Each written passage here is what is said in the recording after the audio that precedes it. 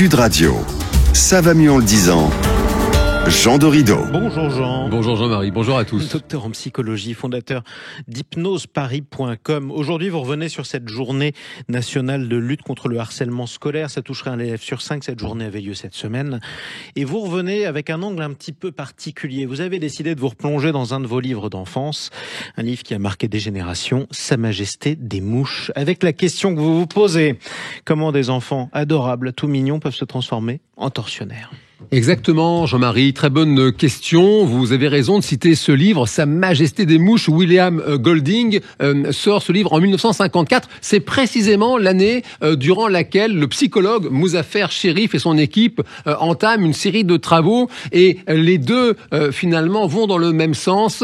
C'est cette idée, si vous voulez, que un bon sauvage, l'idée que la nature humaine serait bonne par nature, en réalité, c'est un mythe qui est battu en brèche par la psychologie moderne et par ce roman, précisément, Sa Majesté des Mouches. Et la preuve, justement, avec ce roman. Qu'est-ce qu'il raconte ? Rappelez-nous-le.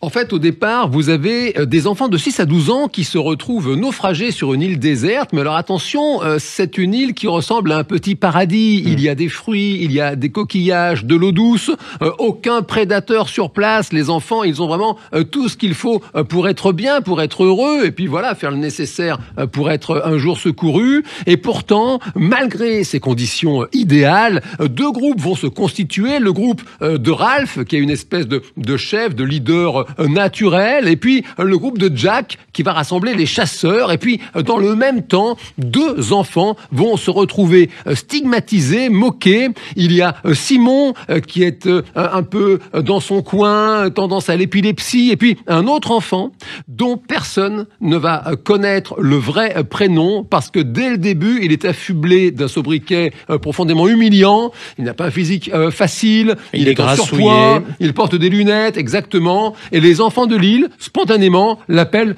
Porcinet, voilà. Piggy en anglais. Piggy en anglais, exactement. Il va vivre un calvaire, la suite n'est pas réjouissante. Non, Jean-Marie, c'est le moins qu'on puisse dire, pas réjouissante du tout, parce que la violence, en réalité, ne va cesser de monter jusqu'à atteindre un paroxysme avec précisément le meurtre sauvage, barbare de Simon et dans la foulée, le meurtre de Porcinet. Exactement.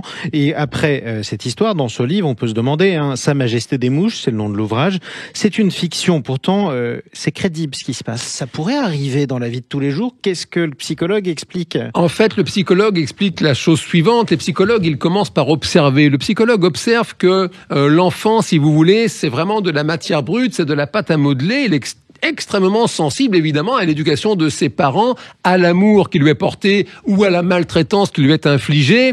Et si vous voulez, la psychologie moderne, elle réfute cette fameuse idée rousseauiste d'un bon sauvage. Cela n'existe pas. On voit cela, hélas, dans l'actualité avec les enfants soldats qui sont transformés en tueurs sanguinaires, en tortionnaires, parce que c'est facile de pousser un enfant à commettre des atrocités. En revanche, les enfants, lorsqu'ils ont des adultes aimants, bienveillants, qui s'occupent d'eux, eh bien, ils peuvent donner le meilleur. Et c'est vraiment un rappel.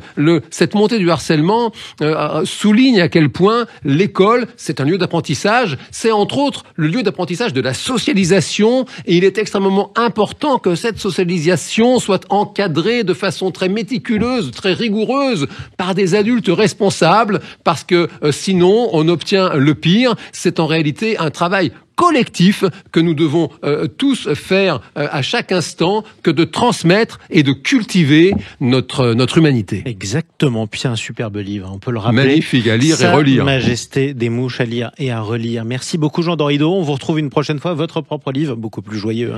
Le bonheur est une science exacte. C'est publié chez Larousse. À bientôt. À bientôt Jean-Marie.